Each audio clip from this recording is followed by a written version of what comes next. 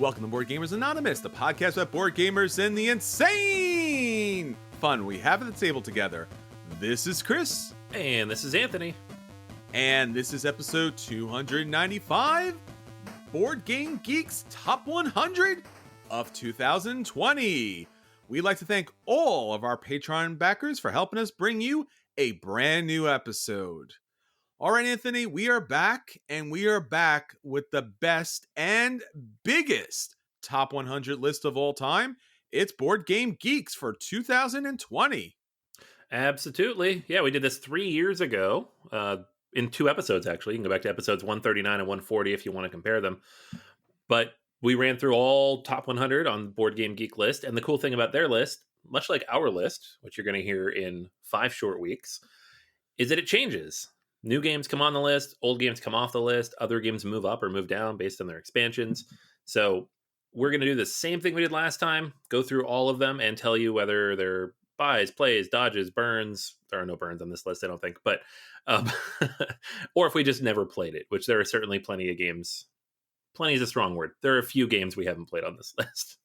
Absolutely. BGG has typically the top 100 list of top 100 lists, although Reddit has a pretty fantastic top 100 list, and we talked about their top 100 list on episode 277 back in June. So also feel free to jump back and check out that episode and compare Reddit to BGG and see what you think. See if there's some differences here. So as Anthony mentioned, we will be going through our top 100, each of us, of all time on episode 300. And we're also looking for your top of all time. Anthony, why don't you tell everybody about that little contest? Yes, sir. So next week, not this week, it's not ready quite yet, it's still percolating. But next week, we're going to be putting up a contest, one of our patented do this thing and enter to win some stuff contests. And all we're asking you for is your top 20 games of all time. So I've done this a few times. I have a process now to throw everything into a spreadsheet and sort it out. But effectively, what are your top 20 games of all time? You're just going to go in, you're going to enter your information. So we need your name and your email address, and then your 20 games. And by doing that, you're automatically entered into a contest to win a game that comes out of that top 20 that is currently in print. I always have to say that because inevitably someone's going to ask for a game that you can't actually get from that list. And sorry. There's a couple other, nitty gritty details and stuff. I'll put that all up on the website if you want to check it out. So make sure you read through that before you enter. But the bottom line is we're giving away games, and all you have to do is tell us what your favorite games of all time are. And then we're going to use that information to build a list from all of the listeners. So every one of you that supplies your top 20 is going to go into this pool, and we're going to use that to build the top 20 listener games of all time according to Board Gamers Anonymous listeners. So that's a fun episode. We did that last year. I think we even did it the year before that. So it's a lot of fun because we get to hear what you guys like and how it differs from us, and also give away stuff, which is a lot of fun. Absolutely. So please, when that comes out, jump on, let us know your top 20, tell all your friends, tell your family who plays board games that we want their list. It really is our favorite list of the year because we really want to know what you're playing and what you love to play. And by getting your top 20, it helps us talk about your games more throughout the year. All right, Anthony, so that's what's going on with BGA, but also we have a little something called BGA Live. BGA Live, yes, sir. We got our once a week live show on BoardGameArena.com. Also on twitch.tv/BoardGameArena. Every week on Wednesday, 8:30 p.m. Eastern Time. We are on for at least an hour and a half, all the way up till 10 o'clock. Last week, we actually went all the way to 11, playing Clans of Caledonia. And we go through and we meet with friends. We talk about games. We go through our question of the week. We have fun with the people in the chat on Twitch. And we, watch a game from some of the awesome players on Board Game Arena. This week, we're going to be doing the newest of new games over there. And currently the number one game on Board Game Arena, Seven Wonders Duel. So I'm actually pretty excited for this because this is one of my favorite all-time two-player games, and the fact that they put it up there is it's amazing because it's a really good implementation. Absolutely. So please join us when you listen to this on Wednesday, and if by chance you miss it, all of our live feeds are on Twitch at Board Game Arena. So please go there and subscribe. You'll get announcements when new streams pop up there. You'll be able to support the podcast and now support the live stream. So please support your most introverted friends possible for that Wednesday feed, because we love to have you in the chat, love to have you watch, and please share the word about it. It means a lot. All right, Anthony, so that's what's going on with our listeners. That's what's going on with BGA Live. Let's get on to our feature review. So for our feature review this week, we are looking at the top games from Board Game Geek's top 100 list for 2020. Typically 2020, anything that's usually attached to it has kind of been bad. But in fact, there is a great number of excellent games on this top list that's typically generated by all of the different board game people on Board Game Geek. We'll go through it briefly about how that all comes together, and we're going to run through the top 100. As Anthony said earlier, we'll let you know if it's still a buy, still a play, still a dodge, or the dreaded burn, which is possible, but more than likely, more like we haven't played it yet. That's the most likely, yeah. I'm trying to figure out how to do this, because last time I know I was just like, well, if I already own it, it's a buy. But now I'm at the point in my collecting where I'm like, well, I own a lot of games that I should probably get rid of. So you might hear me say, I own this, I like it, it's a play. So. Exactly. Yeah, and I think we might have to replace the burn with it's just 2020, because I think that just that nails it. It's a 2020. Fun. Yeah, yep. I don't think you have to say anything else. I'm in for that, man. I'm good. Let's do that. Sounds good. All right, Anthony. So we have been looking at this list, and we've been looking at BGG for a very long time and been utilizing their top 100. As you mentioned earlier, the top 100 changes all the time. Especially, we've seen changes in the number one games, where over the years, it seems like those games would never move. And in fact, they have. Not to mention the rest of the list, but usually the top stays at least quasi solid. But again, there have been changes throughout the list. So if you haven't checked the top 100 yet, let us walk you through the top 100 games. So Anthony, you probably know a little bit more about this details as far as people voting, as far as, giving their ratings for games, how many of them actually, give their ratings and how that plays in. Tell us a little bit about that. You give me entirely too much credit, my friend. So, Board Game Geek has two numbers that you'll look at when you look at this list. There's the geek rating and then the average rating. The average rating is exactly what it sounds like. That's the average numerical rating that people give the game. So if the average rating is 8.81, then out of 10, that's the average people give it, right? The geek rating is a weighted version of that. And I'm not going to read like how Board Game Geek describes their weighted rating, but it's based on the number of plays. It's based on the number of voters. It's based on recency. There's a lot of things that go into that, but effectively, the longer a game is up, the more often it is played, and the higher the overall rating, the higher the overall geek rating. So a game can get a higher ranking on Board Game Geek, even if it has less plays, if that geek rating pushes it up. So there's a few. We're not going to run through like all these numbers, but like a good example is Gaia Project, which is number 8 on the list, right? It has a geek rating of 8.16. The next game is Twilight Struggle. It's 8.14. But Twilight Struggle has 3 times as many ratings in this system, right? So it just kind of balances it a little funnier. So anywho, I know a lot of people are going to like write in and be like, well, that's not quite how this works. But when you look through the list, you'll see some games that are technically have an overall lower average rating than the game below it. But part of that's going to be because of the number of votes that it has. So just throwing that out there now.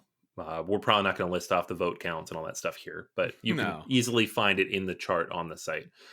In terms of like comparing it to last time's list, I think there's about 20 or so new games on the list that have cycled in, that have just been released since 2017 when we did this list.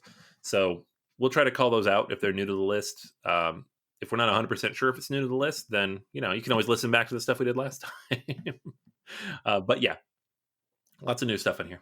Definitely. And again, Everyone rates their games differently. We'll talk about that soon in our future podcast because how you rate a game is important and it differs really for everybody. What a 5 to me is maybe different than a 5 to you.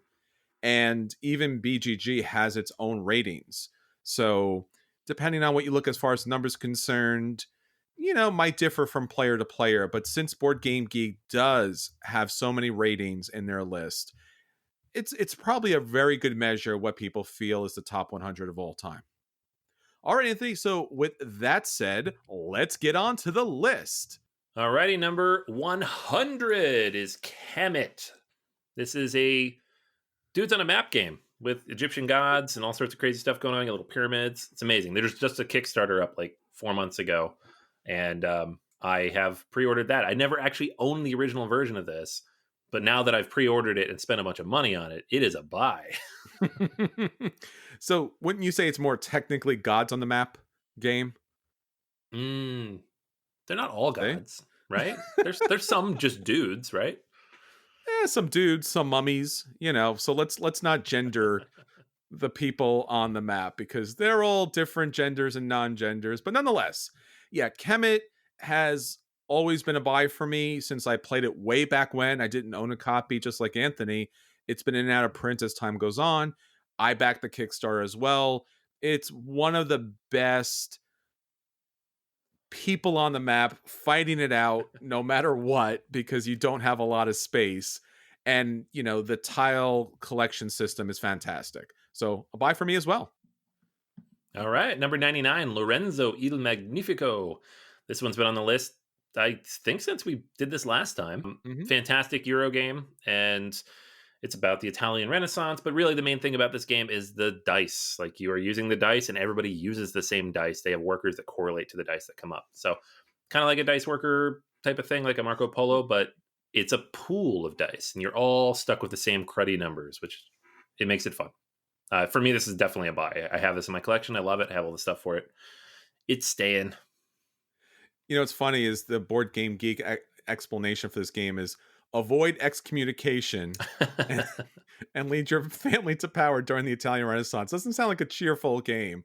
No. Actually, it's a lot of fun. You're taking these small cards and you're building out the tableau. And then as Anthony said, with the dice, you're running your tableau. So there's a lot of variability in this game. I also have everything for this game. The most recent expansion kind of dipped it down for me a little bit, but it's still a buy for me as well. Number 98, Grand Austria Hotel. So I own a copy of this game because I got it cheap somewhere. I have not played it, however, since the first time I played it. It is a play for me, but you just mentioned the expansion coming out soon on Kickstarter, so maybe they'll bump it up.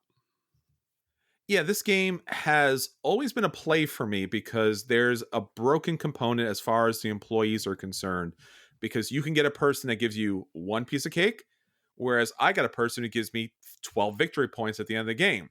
So that's always been a bit problematic. It's coming out on Kickstarter. Hopefully, they address those issues and it might move this game for me from a play to a buy. Right now, still a play.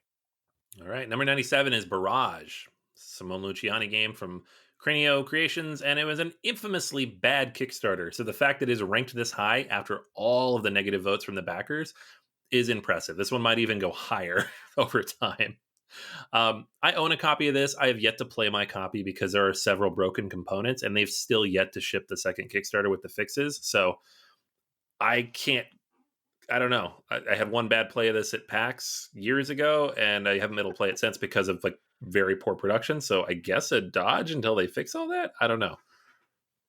Yeah, I generally like this game. I had a good play of it when we first played. I've played it several times afterwards. As you mentioned, Anthony, the problems are there. The rule book, honestly, happens to be the biggest problem of all.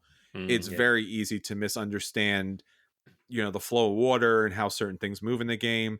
As you mentioned, with the broken components, I don't own a copy of this game just because it was a massive game and it just didn't deserve the massive price that goes along with it. And then obviously all the other issues. So this is probably a dodge right now. But as you said, once they get their act together and maybe there's another reprint of this game, it moves up to a play. All right. Number 96, the first of many, Pandemic Iberia. This is my favorite version of Pandemic. across the board. So I give this one a buy. I love this particular implementation. It's clever, it's historical, it's honestly it's topical to right now in terms of like type of diseases you're fighting. Yeah, if I'm gonna play a version of like old school Pandemic, it's gonna be this one. Yeah, I've never played this version. I've heard very good things about it. I'm not a Pandemic fan, but if I did play Pandemic, it probably would be this one. So hopefully someday I get to play it. All right, number 95, Lord of the Rings Journeys in Middle Earth. This is a mashup of like the mechanics in Descent and Mansions of Madness Second Edition. So it uses the app to guide you through the adventure. It uses a cool card mechanic instead of dice to manage your various roles that you'll take. And it's a lot of fun for an exploration and adventure game. These don't usually go right up my alley, but this one absolutely did. So I played through the campaign twice. I'm playing through the second campaign now with the expansion with my kids. Definitely a buy for me. Never played it. Big Lord of the Rings fan. When it first came out, it just seemed a little too expensive, and some of the artwork wasn't as good as their other card games and War of the Ring. And I was like, do I really need to own this as well as everything else? So I kind of sat back a little bit. I really love the fact that Anthony loves this. So hopefully someday I get a chance to play it. It is expensive. I'll give it that. Yeah. Number 94, Clink Legacy Acquisitions Incorporated. And we come to the first game for which I have no interest. So, haven't played it, probably never will. I've heard it's a very good legacy. I just have no interest. I played a lot of the Clanks. Unfortunately, this happens to be one of them that I have not played, so can't even talk about it. All right. Number 93, we got Old School Pandemic. This is one of those situations where it has a much lower geek rating than the games above and below it, actually. 7.61, but it has almost 100,000 ratings, so it bumps it up on the list. Sure. I don't really consider this a game anymore. Pandemic is more of a mechanism. This is the pure version of that. So it's fine, but I would never play base Pandemic anymore. I would play it in something else. Yeah, there's so many other better versions of this, and Pandemic as a game is a formula and a lucky situation based on how the cards come out. So, yeah, this is going to be alpha gamed, or you're going to get unlucky, or I don't know. It's a thing. It's fine, but it's a thing. It's a dodge for me. All right. Tainted Grail, The Fall of Avalon. This is another one of those big box games, I think from Awakened Realms, that was on Kickstarter like a year or two ago. I did not back it. I have not played it. I've heard very good things, but at the same time, those big exploration battle games are not typically for me. So can't speak to this one. I want to say I've played this just because of the contact high that I got from wandering around the massive miniatures at their booth for so many different conventions. But the sad fact is this another one of these massive Kickstarter games with all of the miniatures. And as much, again, as I love Arthurian legend above and beyond anything else in fantasy, I just could never swing the price on this. So, yeah.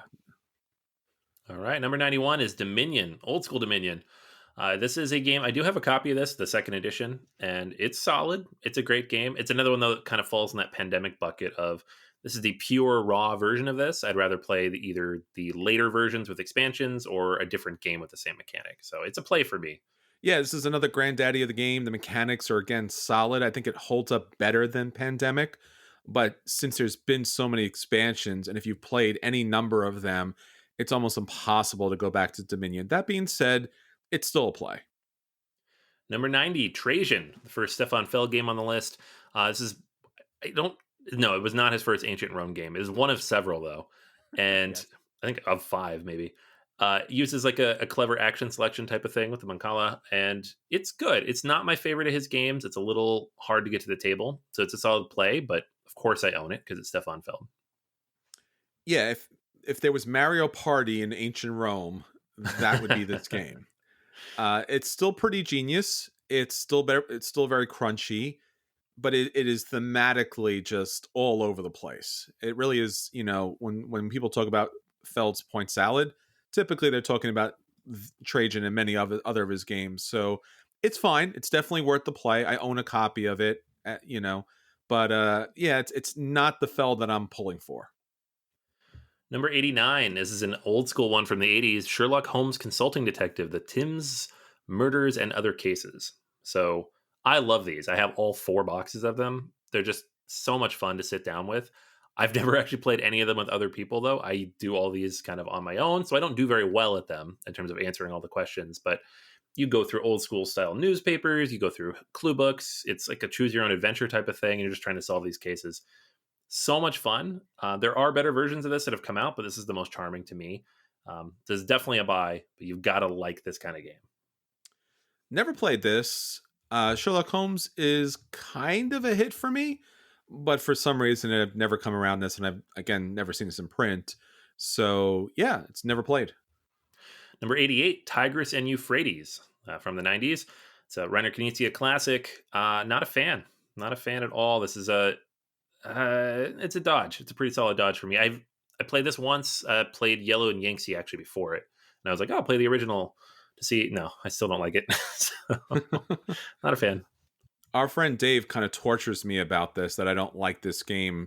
Typically, my chip on my shoulder is I'm not a big fan of abstracts, but there's just something about this game that is so devoid of just really any thematic kind of flavor to it, that it's just something I will absolutely always dodge. Still a decent game. I just not for me.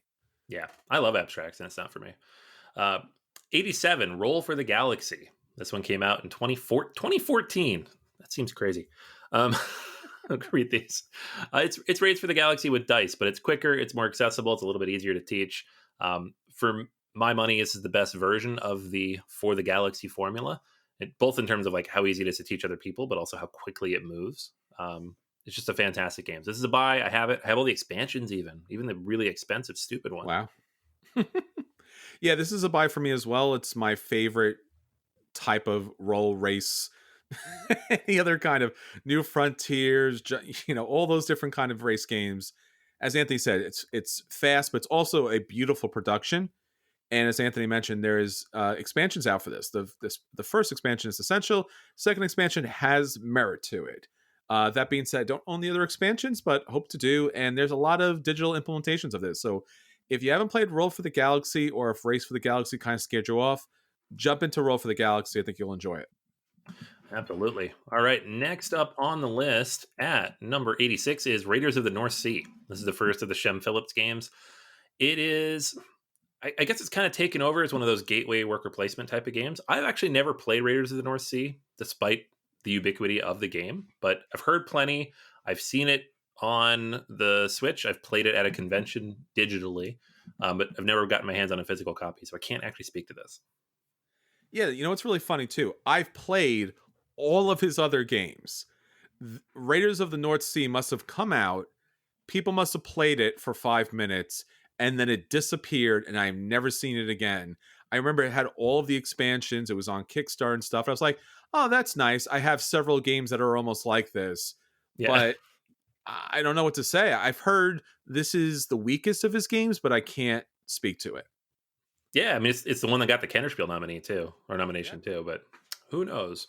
There is a new version of that coming out too. It's been like rethemed, so maybe I'll get more play. Sweet. 85, Paladins of the West Kingdom. So there you go, right next to it. This is the most recent full game from Shem Phillips and company. And I think there's another one actually coming out this fall, like the third in that trilogy. But this is my favorite of his games. This is, in my opinion, the best of them. It's also the longest, but it has a little more depth, a little more interesting decisions to make. It's not just a pure worker placement game. You have like that deck of paladins that you're going through and trying to utilize to give you special powers in each round. Very, very good. This one's a buy for me, actually. I really like this one.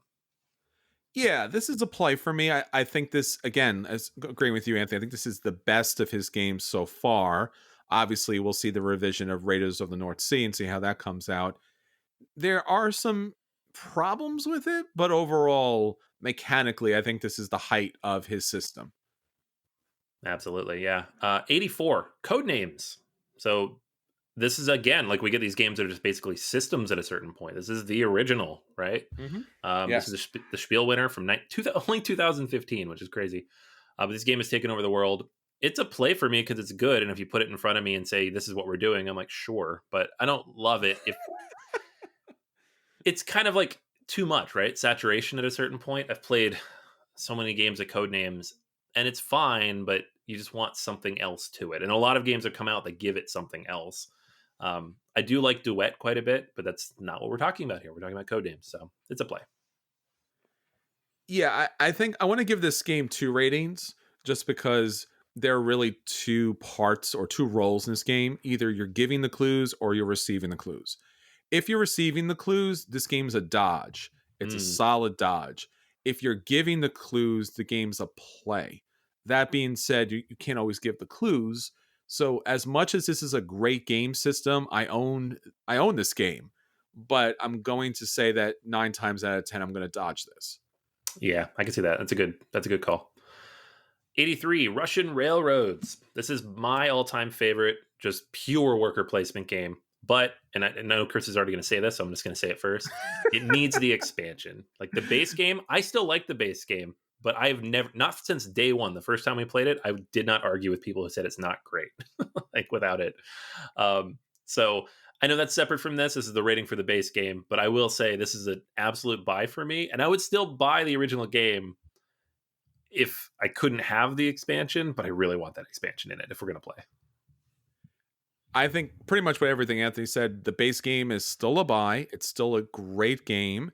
It is a little on rails, but the German railroad really opens the game up. And I mean that legitimately. The pun is there, but nonetheless, it really does open the game up and allow you to do different things to score points. When you play Russian railroads, there's always a best first spot, second spot, third spot, and such. Here with the German railroads, much more. But that being said, if you don't own a copy of it, buy it. It's a great game. Yep. 82, it's Patchwork. You're building little quilts. This is, I mentioned earlier that Seven Wonders Duel is one of my favorite all-time like short two-player games. This is the other game that would like vie for that. It's a fantastic two-player game. I can play it with my 5-year-old all the way up to my wife and my parents. Like it is just across all generations. Everybody loves it. It's easy. It's accessible. There's like 6 versions of it. One of Uwe Rosenberg's best games, if you're asking me. There are so many 2 player games out there on Board Game Geek and just out there in the wild. And it's always hard because you never are quite sure if you can get those games to the table because typically you have a game group or you have a family. So unless it's just you and one other person on a deserted island, 2 player games are hard to get to the table. Patchwork is not. Patchwork is a fine game, and it's definitely something that always gets to the table. It doesn't overstay its welcome. It really fits its time quite well. It's as complex as it needs to be, and yet, as Anthony said, there's multiple versions which are pretty much the same game. If you don't own this, buy it. I'm telling you, you won't regret it. Absolutely. Yeah. 81, Trois. This is a game in which you are defending a French city from invaders. You do that by influencing various merchants, knights, clergy, and basically building up your influence in the city and trying to score the most points. Every round, though, there's going to be some kind of foreign invader that comes in, and you kind of have to work together to beat them back. But of course, you're just trying to get your own points. I really enjoy this game quite a bit. I have I think I'm probably leaning more towards the newer implementation of this than Black Angel. I think it's just more fun for me. So this is a solid play.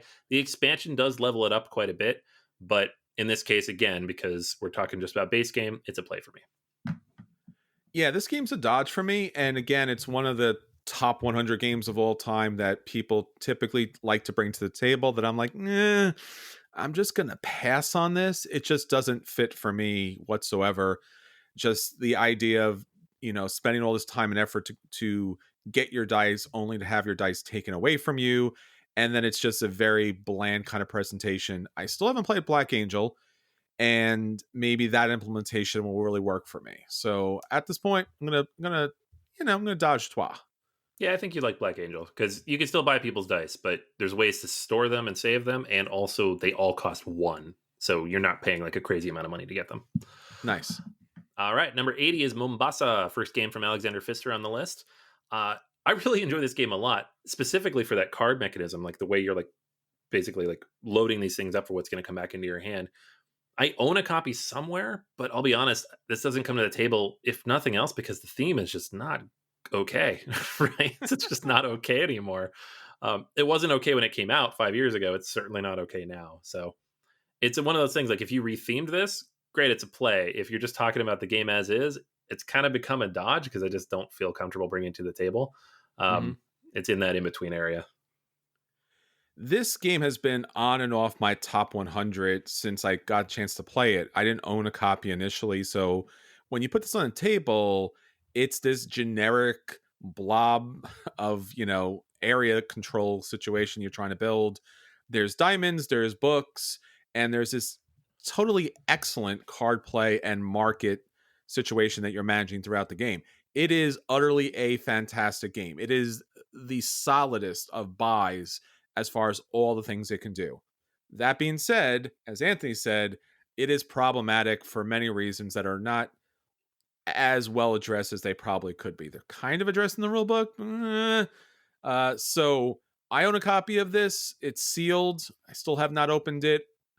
I'm kind of kind of going both ways on this, but nonetheless, Mombasa for the mechanics and for what is fantastic. A little problematic as far as the theme is concerned. So take it as you can. All right. Number 79 is Architects of the West Kingdom. Number 3 from Shem Phillips.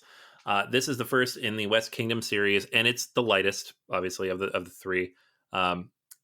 It's pure worker placement, and the reason that people like it is because it has that power up mechanic where you build up the power of your workers by placing more there over the course of several rounds, and then people can arrest them. So it's cool, it's clever. It gets a little old after a few plays. So this is a play for me. I own a copy of it and I like it, and I've yet to play the expansion, but it's one of those games that you kind of get it after a few plays. Sure.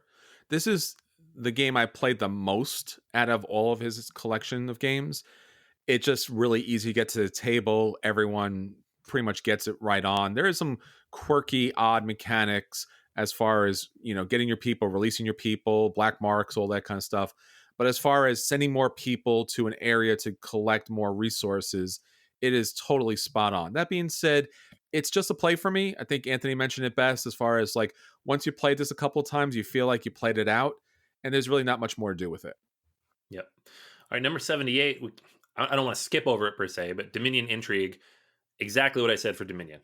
It's the same thing. Different cards, same idea.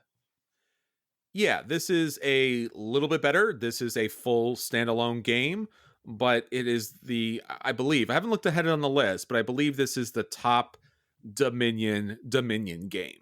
So it's certainly a play. And again, if you don't own any Dominion game, this should be your buy. Number 77 is Battlestar Galactica, the board game. My opinion, the best hidden trader game out there. It's big, it's long, it's convoluted, it's Ameritrash all day long, but it's fantastic and it perfectly captures the theme of that show. It sucks that it's out of print and the license is dead because it's super hard to find now. But if you know somebody with a copy, go play it. And if you see a copy that isn't crazy expensive, go buy it. You know what? It's really funny because back in the day, 2008, when games came out, especially IP games came out, you expect them to be like video games. They're just going to be all kinds of bad. Battlestar Galactica, the board game, was all kinds of good. In fact, its expansions only made the game better in both production and in complexity. You don't have to be a fan of the show, but if you were, you're kind of blown away that there was ever anything created this good. Now, the only downside is when Anthony's playing Callie and you tell him to shoot Vinny because Vinny's clearly the Cylon, he's not going to do it. So, damn it, Anthony, why didn't you use your one special ability? It's been 7 years. If you want to know why, it's because I'm bad at these games. I'm really bad at them, but it's still fun. You had one job. Yeah. That was the one thing your character could do. You asked the wrong guy, man. I'm bad at this stuff. What they said, don't give someone a gun unless you know what they're going to do with it. Exactly. And now you know what I'm going to do with it. Nothing. That's right.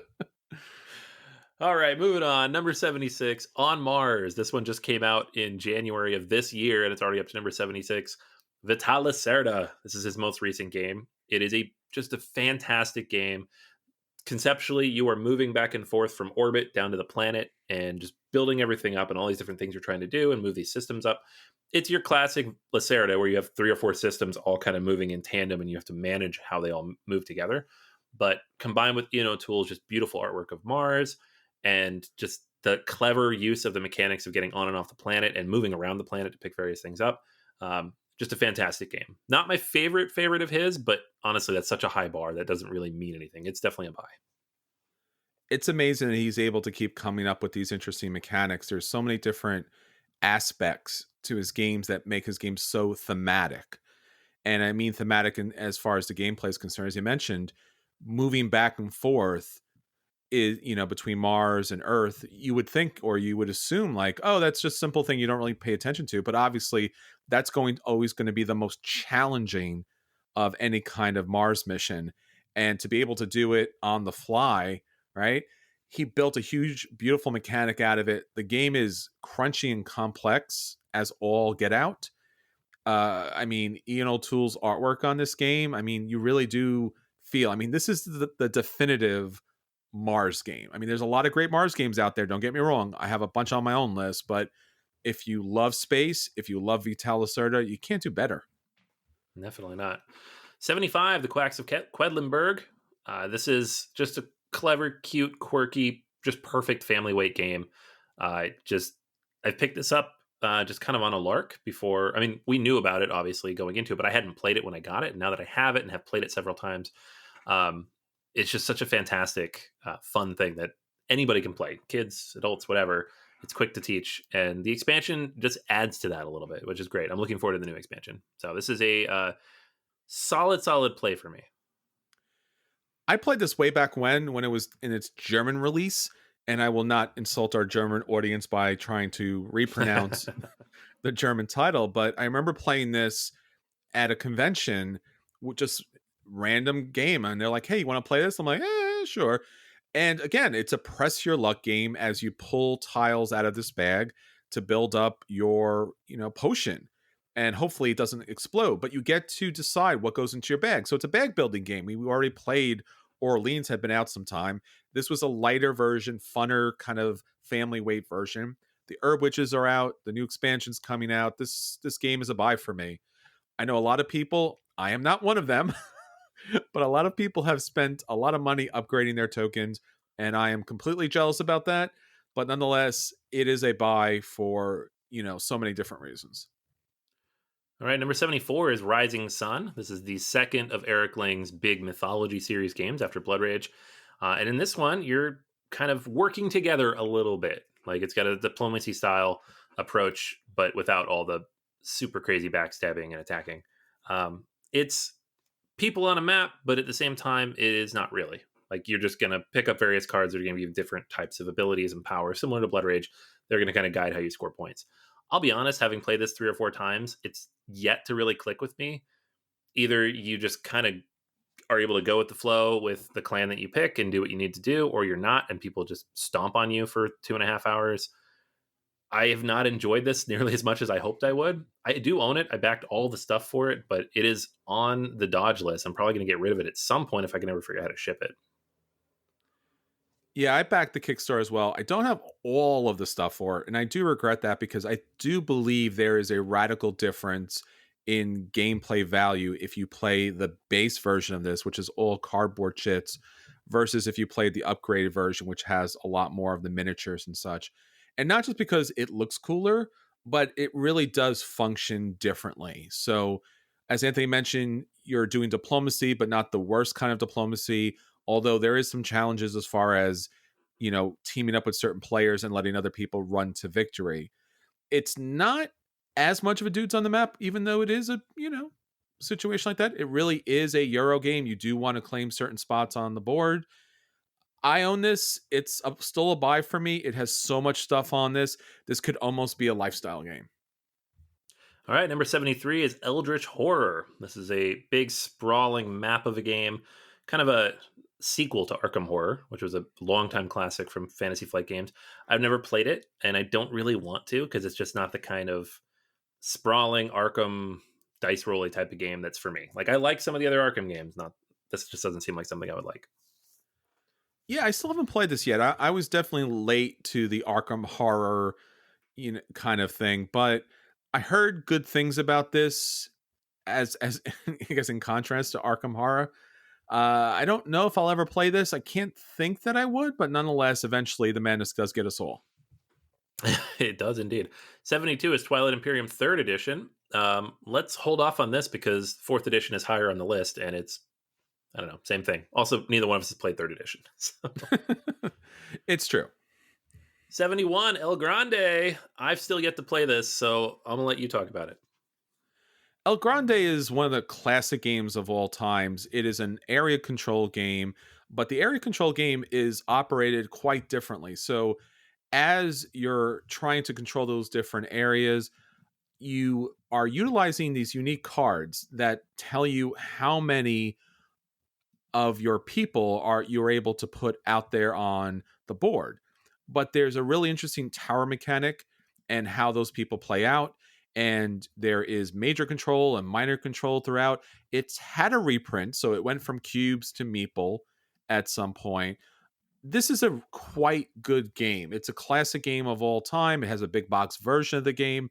If you haven't played it, you should. I don't own a copy of it, but it's definitely a buy. Alrighty.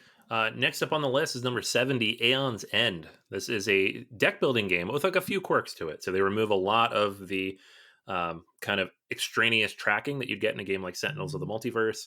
And they have a unique deck building mechanic where the order in which the cards get played is going to determine the order in which they come out in the future. It's very clever. It's a lot of fun. They've kind of oversaturated by releasing so much content in such a short period of time. I think there's like 5 or 6 of these now in 4 years.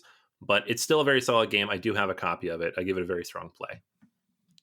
Yeah, I own a copy of this as well. I got it as a gift from Anthony. Have not been able to get a group yet for this. It kind of scares away a lot of the Euro players, but I hope to get it to the table someday. All right, number 69, Agricola, Revised Edition. I think we all know what I think about Agricola. You love it? Nah, it's fine. His other games Sure. are better. You go for it. Well, Agricola Revised Edition, we should say Revised Edition because Agricola is going to show up later here. Agricola Revised Edition does a couple of things smart. Obviously, it rebalances the card decks, which is essential for the game. It removes the extra players, the 5 and 6 player, which you can pick out in an expansion of the game. It has all the animeeples in it, which you did get with the later versions of it. But in particular, it revises the board. So the revisions in the board and how it kind of snaps together makes the game so much better. It's still a buy for me. If you had to make a decision between both editions, pick up the new editions. Absolutely. It's better in so many different ways. If you own an older version of it and you love it, you should probably stick with it. But if for some reason you wanted a classic, cleaner, more efficient game, pick up this copy. All right, number 68 is Crokinole, Flicking Some Discs. I love this, actually. I want one of these, and I just can never quite pull the trigger, which is stupid because I spend $100 on board games all the time, and these are like maybe $50 more than that, but Crokinole is fantastic. See, the problem with Crokinole is that the game is great, but really it all comes down to the board, and it feels like almost trying to pick out a tattoo, Yep. right? It's like who am I as a Crokinole board? Like, am I all fancy or am I basic or do I have some, etchings or is it like really trendy looking or is it different colors? So I never know what to buy when it comes to these boards. They are expensive. I mean, you can get a cheap board for probably about $75, but really the high level boards are going to cost you, I don't know, at least $200. Some you can hang on the wall. They're so pretty. That being said, the game's a play for me.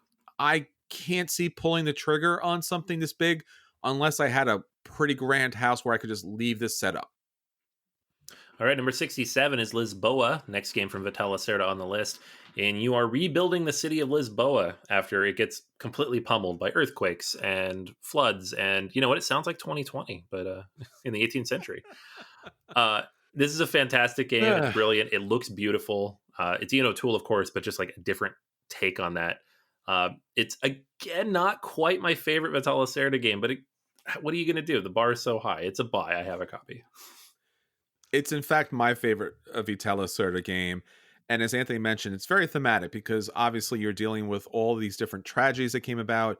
And now you're dealing with the political and the religious structure to put together back Lisboa as best you can. It's fantastic tableau, building, and Ian O'Toole's artwork yet again. I have a friend of mine who doesn't like the game, but loves the artwork so much that he wants to put it or has already put it on his wall as just decorative art. So great game.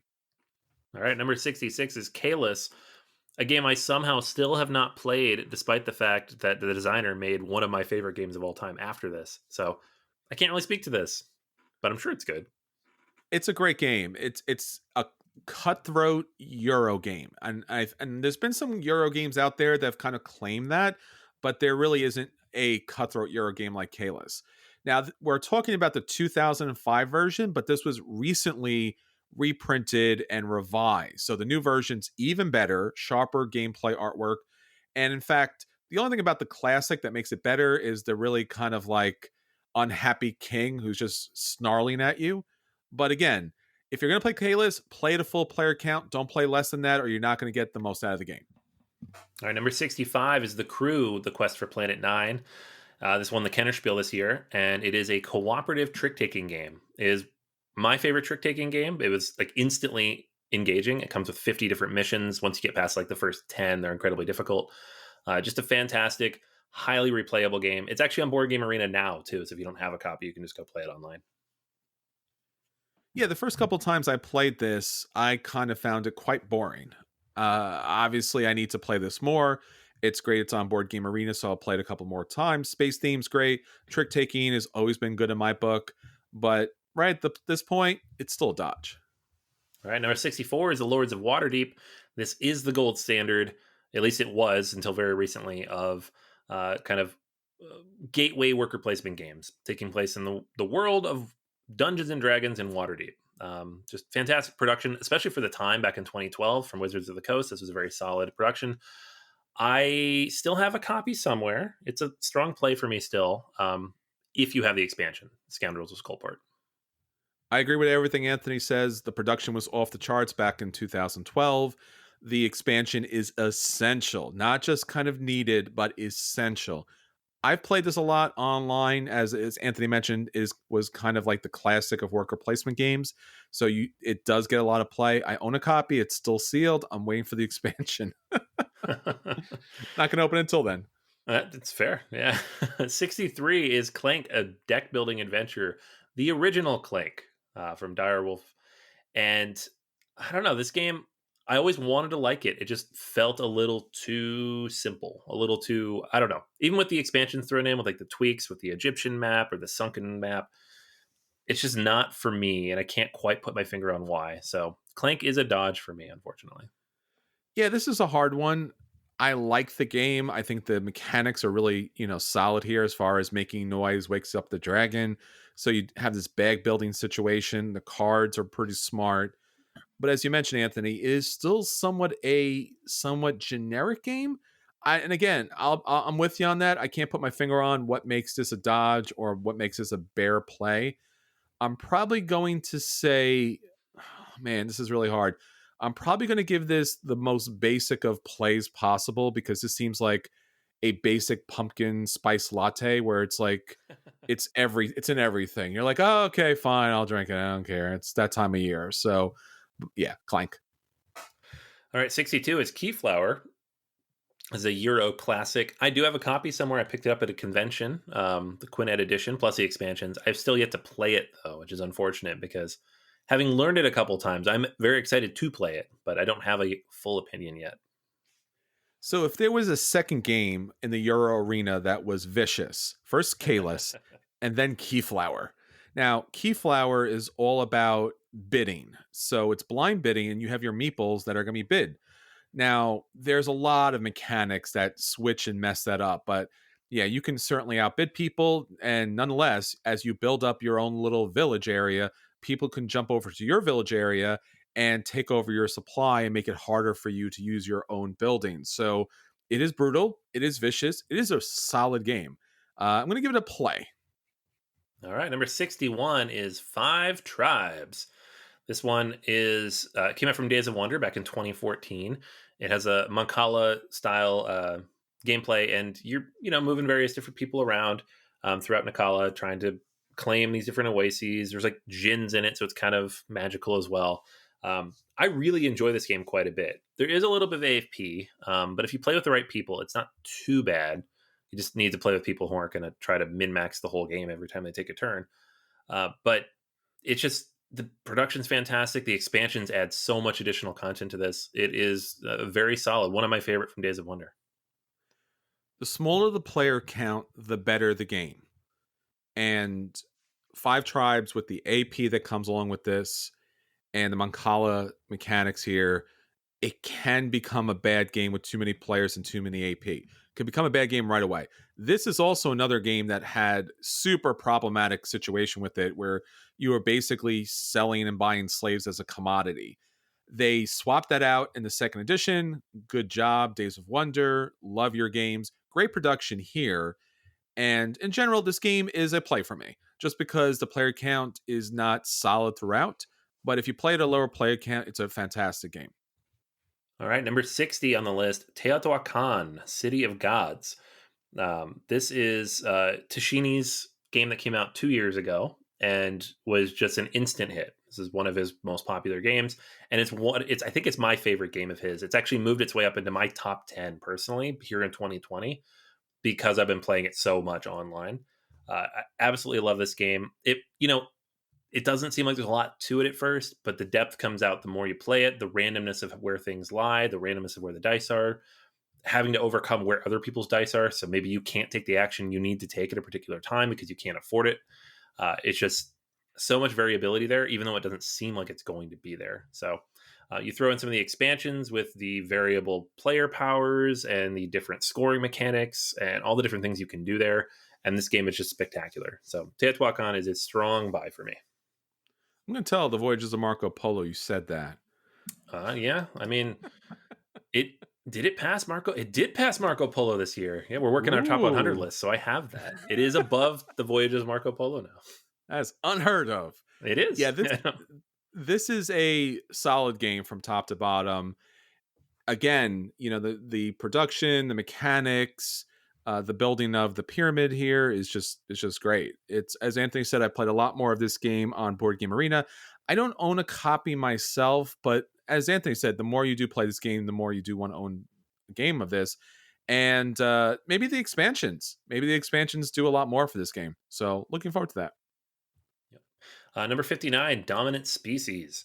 This is one of the best area control type of games out there, but also with like a worker placement mechanic and like an old school worker placement mechanic too, where you place all your workers and then you're going to run through them, like Bus or in Age of Discovery do, like those older games. And so this is, you talk about mean Euros. This is way up there on the list, my friend. It Like is. it is literally about evolution and destroying each other as best as possible using the powers you have. And it's just a spectacular game. If it wasn't so long, I would play this a lot more. So if there was a number 3 game as far as Vicious Euro is concerned, it would be Dominant Species. In particular, the attacking and moving other pieces or other species out of your area is not abnormal. I mean, you see that in a lot of games, but there are cards in this game that are super brutal and are just all about wiping you out. So a little volcano eruption, and there goes your whole species. This is one of my favorite games of all time. I've got a lot of plays at the table. The action selection and then pulling those pieces off and seeing what happens is really dynamic.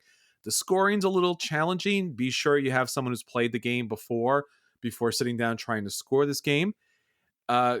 Just a great game from GMT. Ocean's Dominant Species is coming out soon. Really looking forward to it.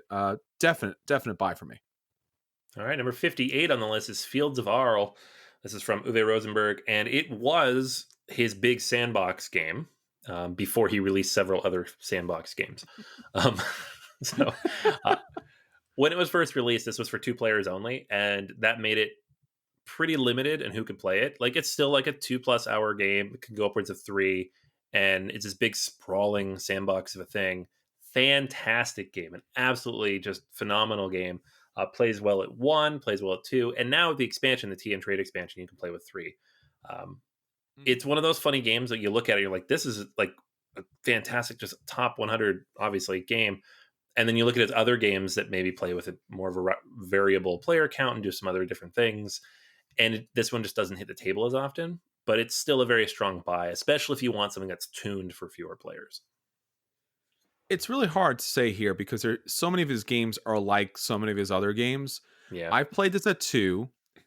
I played at 3. I haven't played at 1, which is a really good point that you make here because not many of if any of his games play at 1. So as far as the game's concerned, for me, it's a play. As far as a Uwe Rosenberg game about farming goes, it's probably a dodge just because I find his other games in this kind of genre to be better. Yeah, that's the hard thing. Like, which one would you rather play? And that one It's does true. fall down the list. Number 57 is my all-time favorite Vital Lacerda game, The Gallerist. This is just a elegantly simple game in which you really only have 8 actions, and they only can take those actions on 4 different locations. You have the one guy that moves around. You can leave assistants behind to take extra actions, but really just the one person moving around taking actions. And you're buying art, you're making the artist more famous, and then you're selling the art. That's basically it.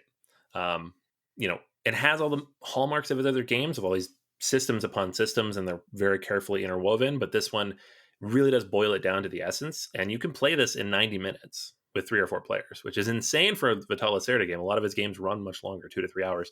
So it is my favorite of his. It's the easiest to teach. It's the most accessible, and honestly, to me, it's like the most engaging. Maybe because of the time, but also just because the theme is so well integrated.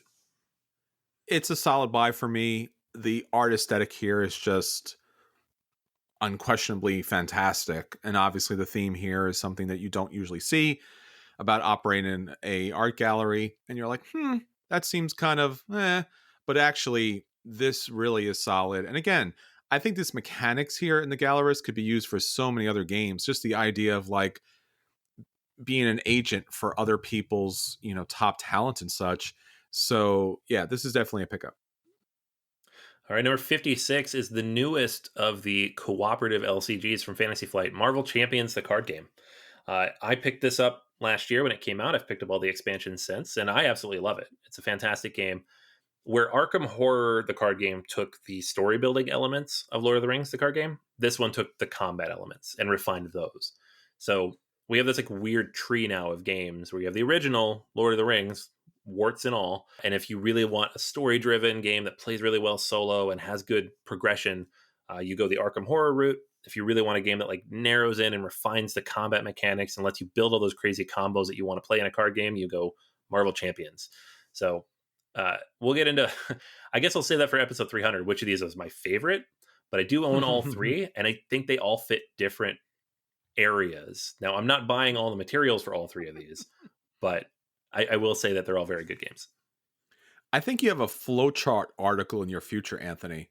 Yeah, Because probably. I mean, there's Star Wars the card game, Lord of the Rings the card game. I mean, Fantasy Flight's done a fantastic job putting out these living card games, and it's, as you mentioned, these are lifestyle games. It's like, which one do you choose? Or if you choose many, I hope your bank account's big enough. Yeah, I know. Like I've been buying all the Arkham stuff since it came out. I don't know. We'll get to that later, but it's too many cards. Yeah, I mean, these are great games, and it's really a choose your own flavor kind of thing. This is a play for me.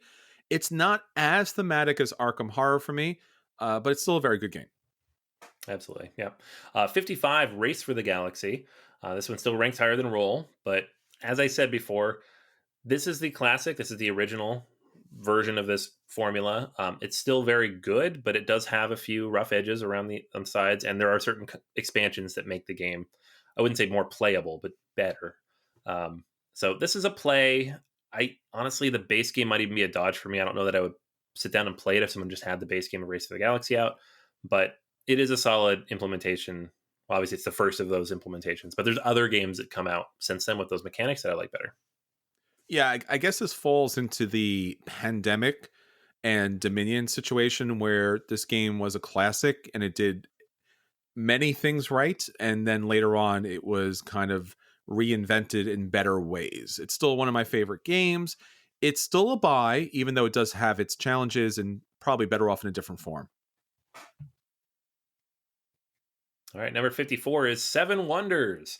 This is the behemoth of card drafting games.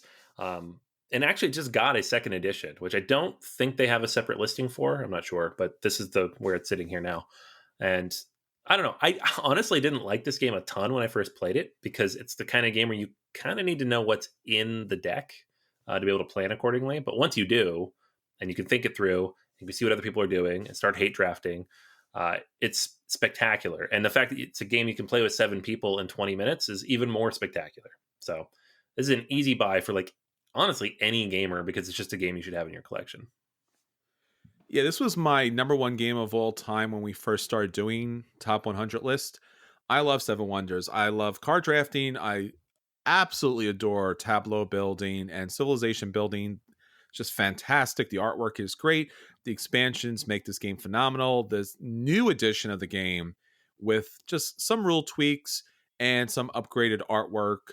Haven't gotten a chance to play that version yet, except on Board Game Arena.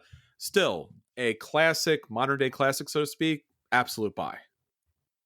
All right, number 53, Too Many Bones. This is from Chip Theory Games, which they are known for making good games, but also making ridiculously overproduced games. We're talking like you got the mouse pad mats, you've got the poker chips for player pieces, you've got these big chunky dice, and the everything's laser cut and die cut, which makes for a very tactile and I would say I don't know, it's just a fun experience to hold all this stuff and play with it. This game though, I don't know, man. It's a dodge for me for sure. Like it was just very difficult to learn, very difficult to stay engaged with. It was like an hour and a half teach, and then there still just doesn't quite click. The rulebook's not fantastic. There's just too many layers here in the way of actually getting to the game and enjoying it. Now, if you get through all those layers and play it a bunch, I'm sure it's great based on the ratings here. But this is 100% not a game for me. Yeah, this is a lifestyle game. I think this is one of those games that you buy it because you love so many of the elements of it. You study the rule book, you get a group of friends. This is your D&D situation where you're playing this each and every week. There's different characters, they're somewhat asymmetrical. As you mentioned, the rule book is a beast. There's been newer versions of this that kind of streamline some elements of it. But that being said, it is still the most over the top production of any game that's out there. I mean, the cards themselves are plastic. So it's not even like, oh, it's got miniatures. I've seen miniatures. Like, nope, it's got chips. Like, well, that's not good. I'm like, these are probably better poker chips than you've ever played at a game night. So, yeah, it's a play for me. I own this. As Anthony said, it's an undertaking. So don't go down that dungeon unless you're sure that you have the time, the effort, and the friends to get this game to the table. All right, number 52 from Vladimir Suchi, Underwater Cities. Love, love, love, love, love this game. It took what made Terraforming Mars so fantastic, one of my top games of all time, and it tweaked it, that base formula of getting these cards out of this giant deck and building out a tableau of stuff in front of you and working. There's not like a shared goal either necessarily, but it has that kind of same feel, like you're trying to create this city underwater. Um, but the smart thing it does that Terraforming Mars never did is it segments its deck. Like the cards can become more powerful and always remain relevant to what you're trying to do because there are different eras of that deck that come out. It's still not better than Terraforming Mars. Like if you look at my top 100, which we'll get to in a few weeks, it's still not quite there, but it's very close. The expansion pushes it up even a little bit more with the variable boards that come with it. Uh, but it's such a fun game. It is among my favorite of all time. So it's Underwater Cities. Yeah, this killed Terraforming Mars for me. I mean, I don't know what else to say. I mean, Terraforming Mars was one of those games that was like, all right, this is my game now. I'm going to literally like strap this to my chest and carry it wherever I go. And then I was like, oh, Underwater Cities. Oh my God, why was I carrying that albatross the entire time? Underwater Cities, the first play of this game, obviously was something that like was kind of just blew me away in that situation in particular where I was like, oh, it's my first play of this game. What? You guys are leaving? We can't finish the game? No, but I want to finish. I got to finish this game.